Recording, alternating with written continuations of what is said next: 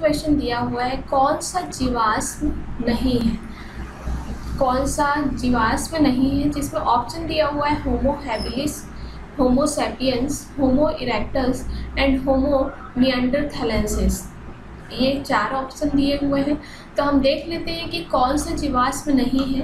तो ये Homo habilis जो है सबसे पहला, ये होमो हैबिलिस ये जो है सबसे पहले इसको जो है ये जो मानव थे उसका लक्षण जो है ऑस्ट्रेलोपिथेकस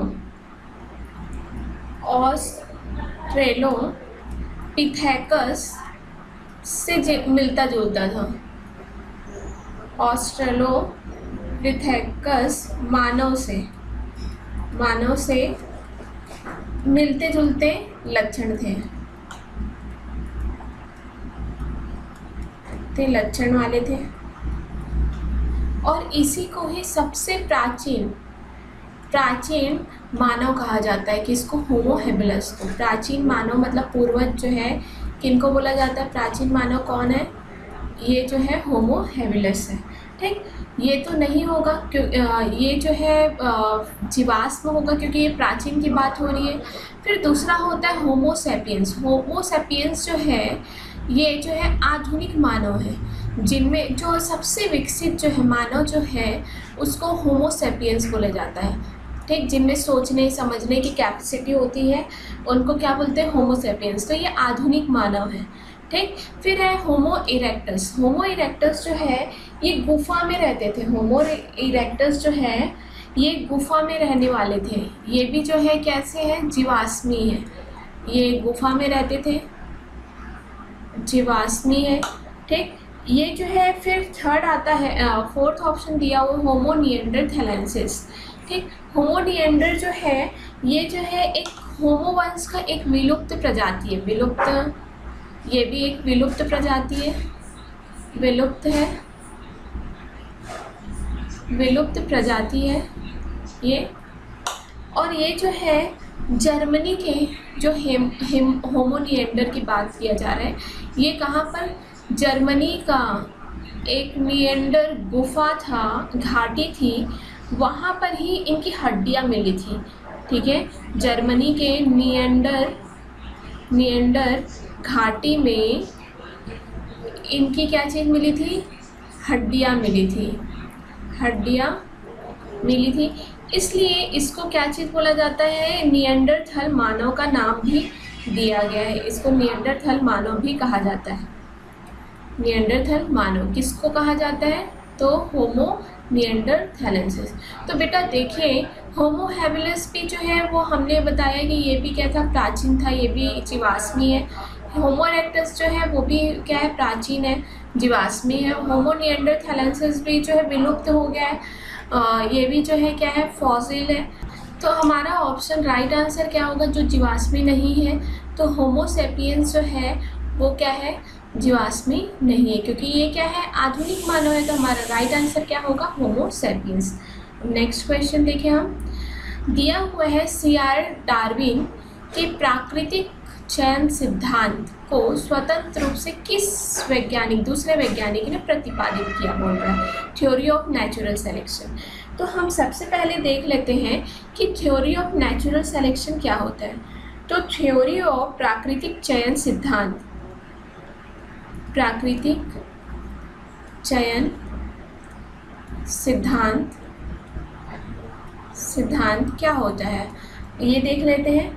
तो जिस प्रक्रिया द्वारा जनसंख्या में कोई जैविक गुण कम या अधिक हो जाती है उसी को वो किसके अंतर्गत आता है? प्राकृतिक चयन सिद्धांत के अंतर्गत आता है। क्या चीज़ बोली मैं? जिस प्रक्रिया द्वारा जनसंख्या में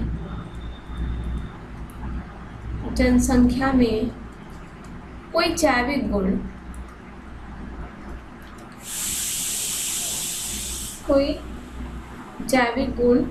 कम या अधिक हो जाती है वो किसके अंतर्गत आएगा? प्राकृतिक चयन सिद्धांत के अंतर्गत आएगा। तो बेटा ये प्राकृतिक चयन सिद्धांत को स्वतंत्र रूप से जो है प्रतिपादित करने वाले जो साइंटिस्ट हैं वो थे अल्फ्रेड वेलेस। अल्फ्रेड वेलेस, ये जो है हमारा क्या होगा, राइट आंसर होगा।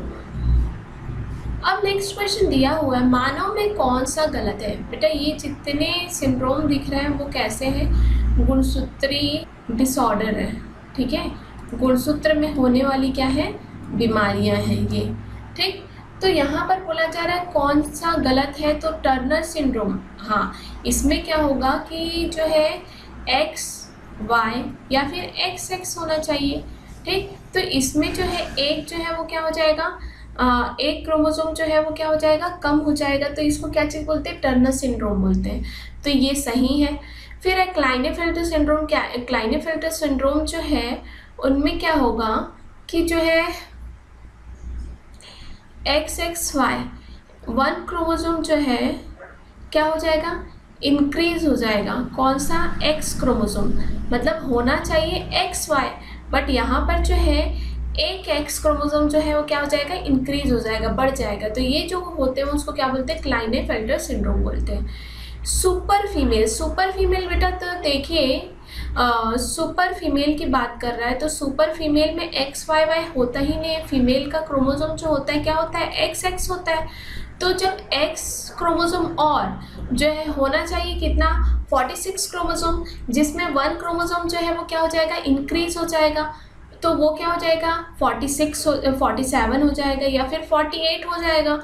तो ये ऐसे जो ऐसा जो होता है उसको क्या बोलते हैं, सुपर फीमेल बोला जाता है, क्या बोलते हैं, सुपर फीमेल बोलते हैं। बट यहाँ पर क्या बोल दिया है कि सुपर फीमेल में वाई क्रोमोसोम इंक्लूड कर दिया, ये रॉन्ग है, ठीक, ये गलत होगा। तो हमारा जो है कौन सा मानव में गलत है की बात कर रहा है, रॉन्ग है, तो क्या होगा, ऑप्शन सी जो है हमारा क्या है, रॉन्ग है। नेक्स्ट क्वेश्चन देखिए, निम्नलिखित व्यक्तियों में जीव उत्पत्ति सिद्धांत से कौन जुड़े नहीं हैं, ओरिजिन ऑफ लाइफ से कौन जुड़े नहीं हैं। तो बेटा ओरिजिन ऑफ लाइफ सिद्धांत जो है उसमें क्या बताया गया है, तो ये चीज़ बताया गया है कि जीवन का विकास जो है वो किससे हुआ है, तो रासायनिक पदार्थ होते हैं, रासायनिक पदार्थों के जटिल संयोजन से ही, जो केमिकल सब्सटेंस जो होते हैं, रासायनिक पदार्थ होते हैं, वो क्या होते हैं, जटिल संयोजन, मतलब मिलने से, जटिल संयोजन से ही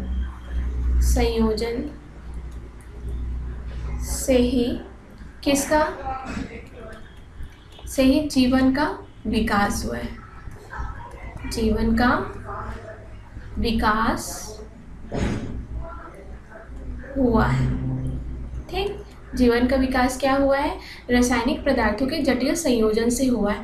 तो इसका जो है कौन जो है जुड़े नहीं है बोल रहे हैं ओरिजिन से, तो ओपेरिन भी जुड़े हुए हैं, ठीक। फिर उसके बाद हेल्डेन भी जुड़े हुए हैं, फिर स्टैनली मिलर भी जुड़े हुए हैं। जो जुड़ा नहीं हुआ है वो है लॉर्ड जुकरमैन। तो आपका राइट आंसर क्या होगा, लॉर्ड जुकरमैन, ठीक। अब नेक्स्ट क्वेश्चन देखिए हम, ऑक्सीटोसिन मतलब हार्मोन की बात कर रहे हैं।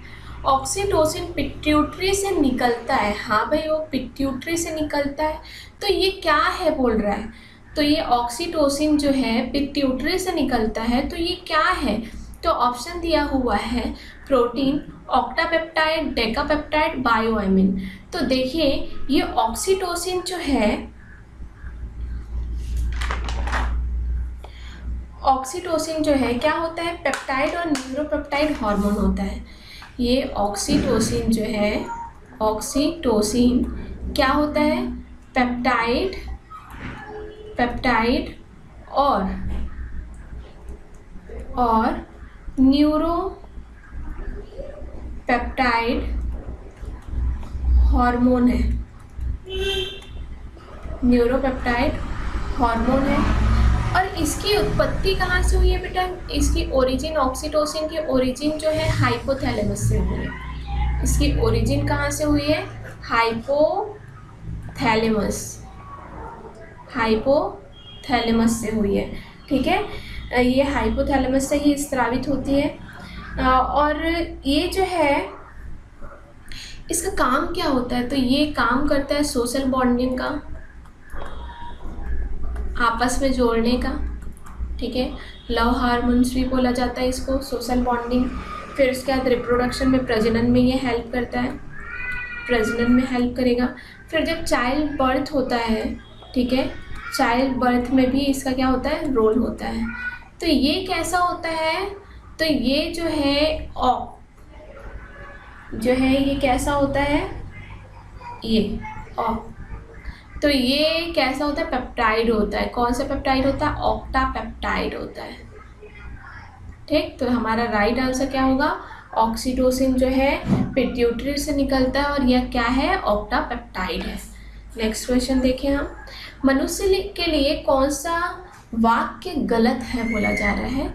तो यहाँ पर बेटा किसकी बात हो रही है, फर्टिलाइजेशन की बात हो रही है। किसकी बात हो रही है, निषेचन की बात हो रही है। तो निषेचन क्या होता है, फर्टिलाइजेशन क्या होता है, तो आपको पता होगा, जिसमें क्या होता है कि नर युग्मक और मादा युग्मक, मेल गैमेट, नर युग्मक मेल गैमेट और फीमेल गैमेट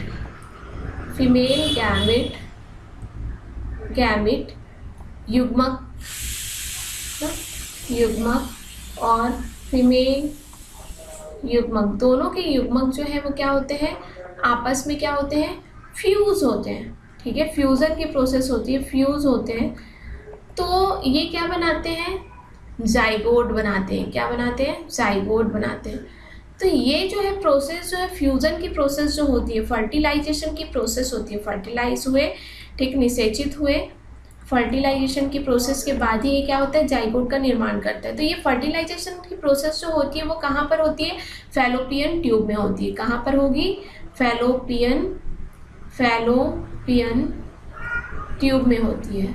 कहाँ होगी, फैलोपियन ट्यूब में। तो ये जो है बात कर रहे हैं कि निषेचन आंतरिक होता है, तो हाँ भाई ये सही आंसर है, ये सही है, ठीक। निषेचन जो है आंतरिक होता है, अंदर में होता है। निषेचन फैलोट्यूब में होता है, ये भी सही है।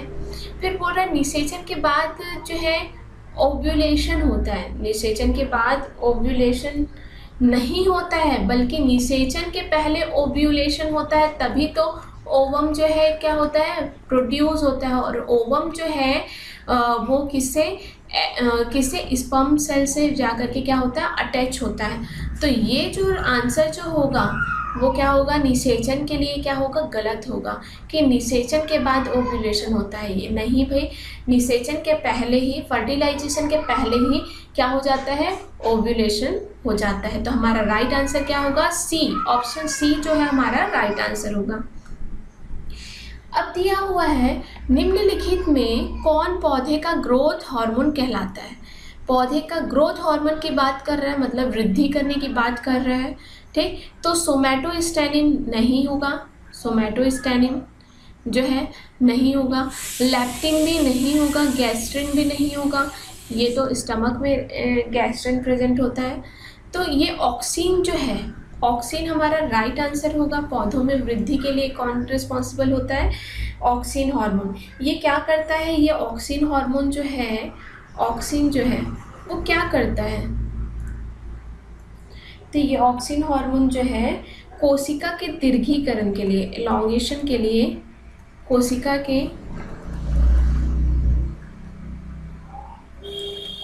के दीर्घीकरण का कार्य करता है, दीर्घीकरण का कार्य करता है, ठीक है। और कलम लगाने के समय जड़ों के निर्माण को भी ये क्या करता है, बढ़ाता है। तो ये ऑक्सिन जो है वो क्या है, ग्रोथ हार्मोन है पौधों में, ओके।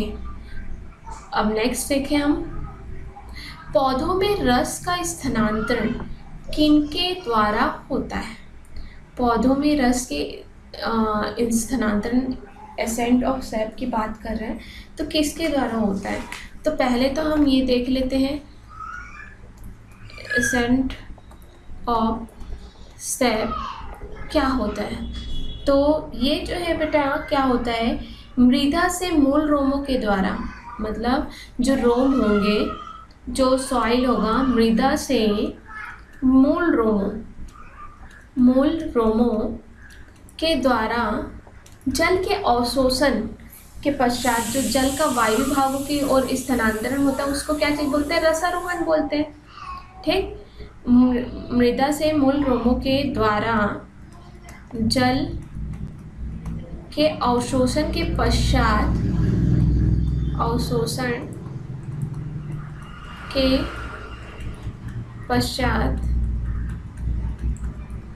जल का वायवीय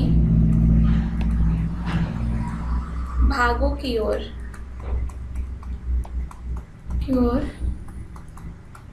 स्थानांतरित मतलब ट्रांसफर होना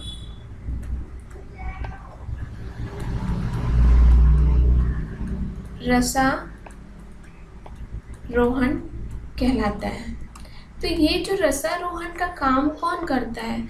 तो जो जाइलम की जो नलिकाएं होती है, जाइलम जो होती है, जाइलम की नलिका एवं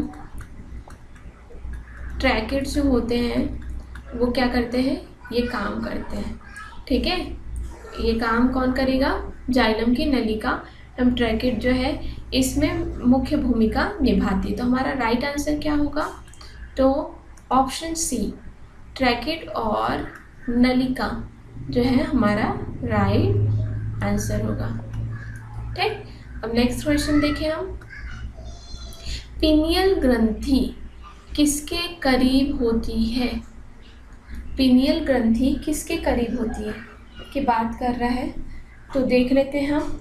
पीनियल ग्रंथि को, पीनियल ग्लैंड्स जो होता है इसको थर्ड आई भी बोला जाता है। किसको?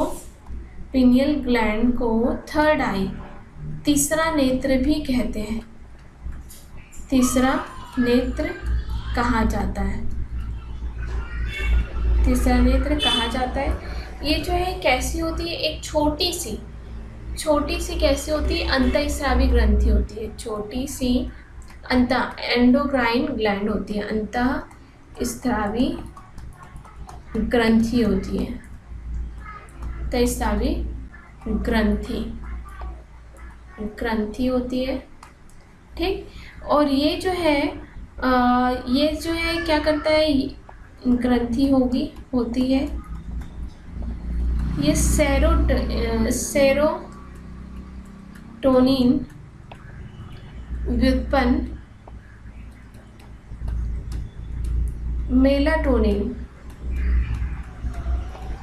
मेलाटोनिन को पैदा करती है,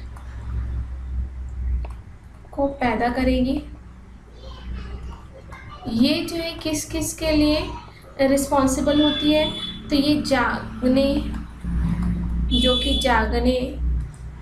सोने तथा मौसम का जो गतिविधि होती है, मौसमी गतिविधियों का नियमन करती है। गतिविधियों का नियमन करती है।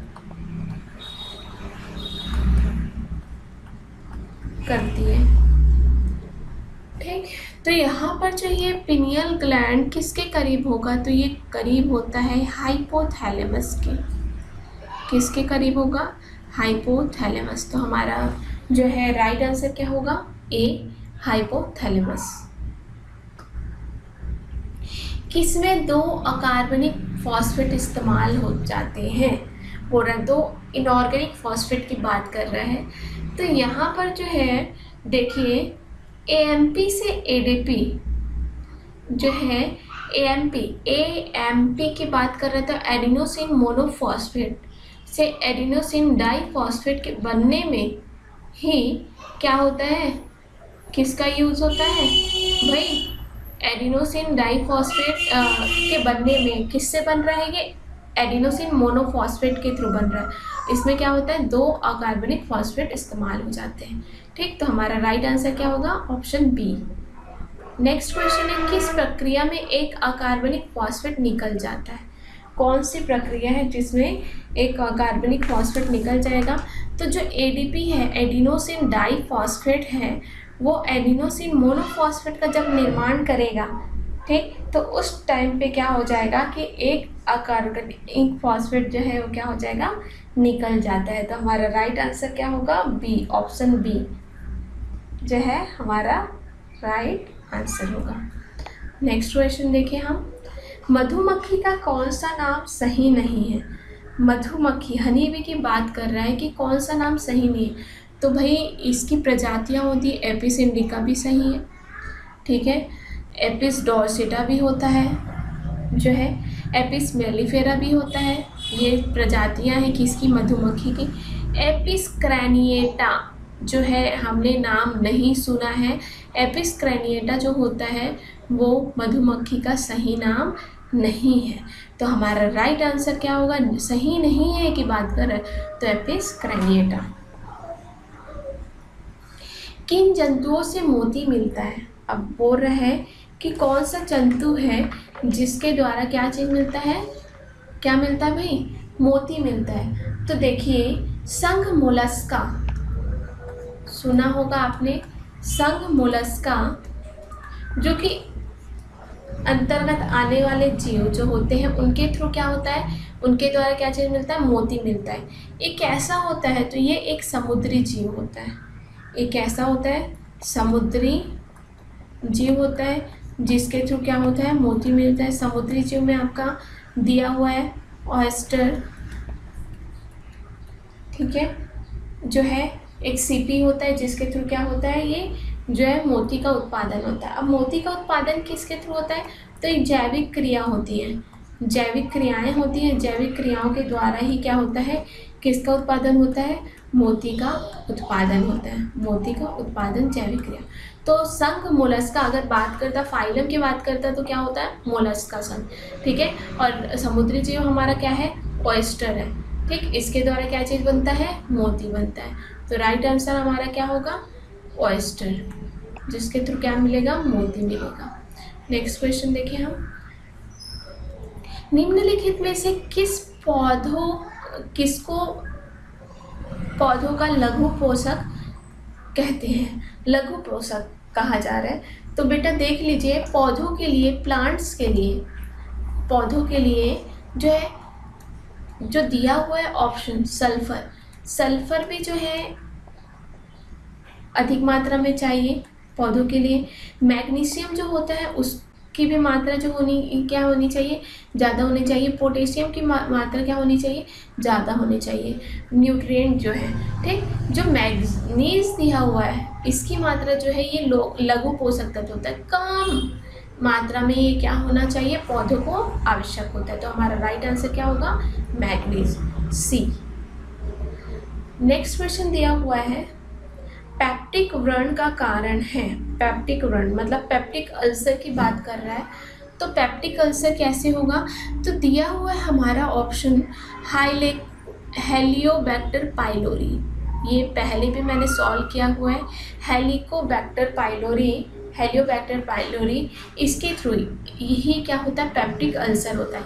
एक ऐसा होता है, तो ये एक बैक्टीरियल डिजीज़ होता है, बैक्टीरिया के द्वारा होने वाला रोग होता है, बैक्टीरिया के द्वारा होने वाला रोग होता है। और ये क्या करता है कि ये जो है हमारा जो डाइजेस्टिव ट्रैक्ट होता है, पाचन तंत्र होता है, डाइजेस्टिव ट्रैक्ट होता है, उसमें ये क्या करता है, लाइव करता है, ठीक, लाइव करता है। और कुछ सालों बाद आफ्टर फ्यू ईयर, कुछ सालों बाद ये क्या करता है, ये जो है अल्सर फॉर्म कर लेता है, अल्सर बना लेता है। तो ये जो होता है उसी को ही क्या चीज़ बोला जाता है, पेप्टिक व्रण या फिर पेप्टिक अल्सर बोलते हैं। तो ये किसके कारण हो रहा है, हेलियोबैक्टर पाइलोरी के द्वारा। तो हमारा ऑप्शन क्या होगा, बी। अब नेक्स्ट क्वेश्चन दिया हुआ है, प्रसिद्ध पुस्तक सिस्टेमा नेचुरी किस वैज्ञानिक द्वारा लिखी गई थी। तो सिस्टेमा नेचुरी जो है ये क्या है, ये देख लेते हैं हम। सिस्टेमा नेचुरी जो है क्या है, तो ये है इसमें जो है इस बुक में जीवों के वर्गीकरण के बारे में बताया गया है। जीवों का वर्गीकरण किया गया है। ठीक, ये जो है 10th एडिशन है। 10th एडिशन जो है किसका, तो ये है कैरोलस लिनियस के। कैरोलस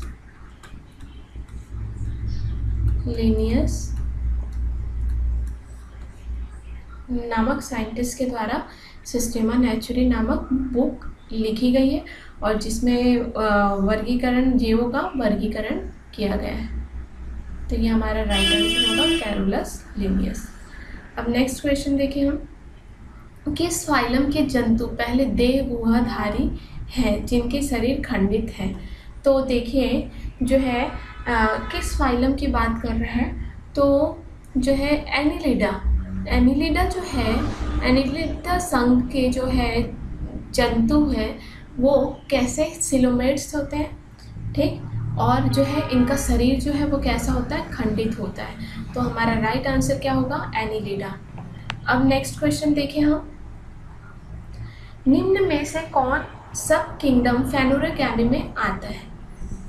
तो ऑप्शन दिया हुआ है gymnosperm, pteridophyta, Thallophyta and bryophyte. तो देख लेते हैं हम प्लांट्स तो आपको पता ही है। प्लांट को जो है कि बॉडी ऑर्गेनाइजेशन के बेस पे, बॉडी ऑर्गेनाइजेशन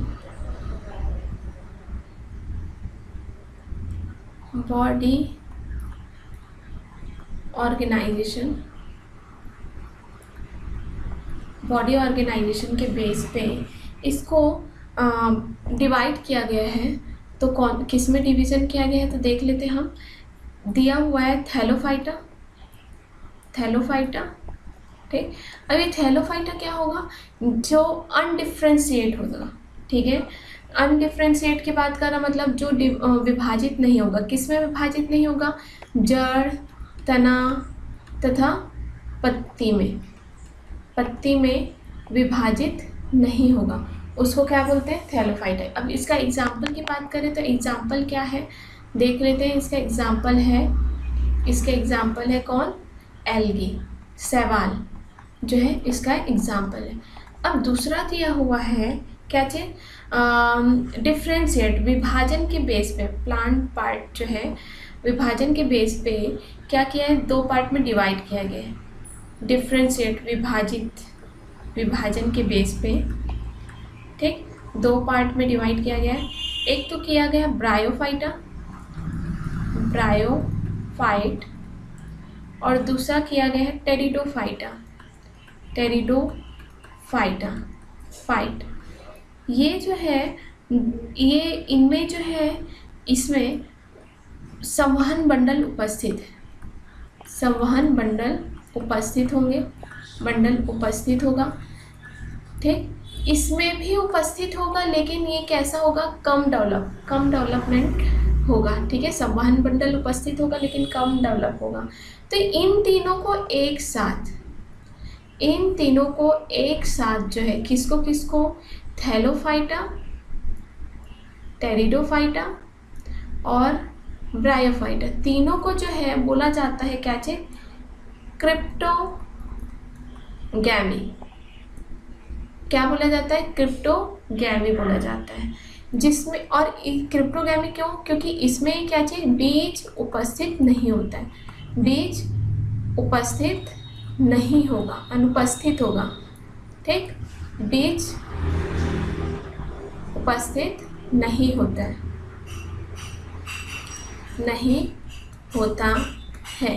ठीक, अब बात करते हैं कि जो है एक होता है क्या चीज़, ये तो क्रिप्टोगैमी की बात हो गया।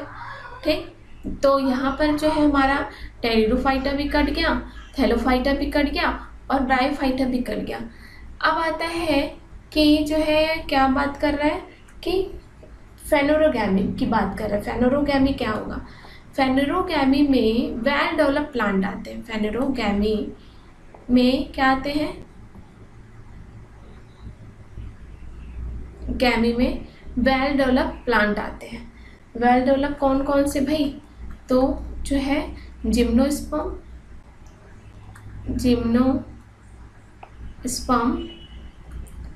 एंड एंजियोस्पर्म, इसमें क्या होगा, जो है सीड उपस्थित होगा, सीड प्रेजेंट होगा। ठीक, तो यहाँ पर ऑप्शन में दिया हुआ है कि जो सब किंगडम फेनोरोगैमी में आता है, तो कौन आता है, तो जिम्नोस्पर्म जो है किस में आता है, फेनोरोगैमी में आता है। तो राइट आंसर हमारा क्या होगा, जिम्नोस्पर्म। नेक्स्ट देखिए, निम्न में पादप और जंतु कोशिका में विभाजन करने वाले कौन से गलत लक्षण हैं। तो देखिए जो है ग्लाइकोजन जंतुओं में राइट है, ये भी स्टार्च पौधों में ये भी राइट है। फिर दिया हुआ प्लास्टिड पौधों में ये भी है, प्लास्टिड है ये, प्लास्टिड पौधों में ये भी राइट आंसर है। ये जो है प्लास्टिड जो है बेटा पौधों में पाई जाती है, प्लास्टिड जो है ना पौधों में पाई जाती है। ये वहाँ पर क्या काम करता है, ये एक तरीके से पिगमेंट का काम करता है, इसको क्लोरोप्लास्ट भी बोलते हैं, क्लोरोप्लास्ट। ठीक है, ये जो है पादप में प्रेजेंट होता है। तो ये जो है जंतुओं में प्रेजेंट होगा क्या, नहीं होगा। तो हमारा जो है गलत लक्षण है कौन, प्लास्टिड जंतुओं में। नेक्स्ट क्वेश्चन देखें, कॉर्क कोशिका की कोशिका भित्ति जल एवं गैस के लिए अभेद है, यह किस पदार्थ के जमा होने के कारण होता है। तो दिया हुआ है कि कॉर्क कोशिका की कोशिका भित्ति जल एवं गैस के लिए अभेद है, जो कोशिका भित्ति जो होगी वो जल एवं गैस के लिए क्या होगा, अभेद होगा। तो क्या किस पदार्थ के जमा होने के कारण से होता है। अगर जो है कॉर्क की कोशिका में, कोशिका भित्ति में अगर सुबेरिन जो है, सुबेरिन एक कैसा होता है, वैक्सी मटेरियल होता है, कैसा होता है, गोंद के जैसा पदार्थ होता है, वैक्सी पदार्थ होता है। ये अगर जमा हो जाता है, वैक्सी पदार्थ होता है, ये अगर किसमें, कॉर्क कोशिका की कोशिका भित्ति में अगर जो है ये जमा हो जाएगा, सुबेरिन जो है जमा हो जाएगा, तो ये क्या हो जाएगा, जो है वहाँ पर जल एवं गैस जो है वो ट्रांसफ़र नहीं हो पाएंगे, आना जाना नहीं कर पाएंगे। तो ये किसके जमा होने के कारण से होता है, सुबेरिन। तो हमारा राइट आंसर क्या होगा, सुबेरिन। Okay, thank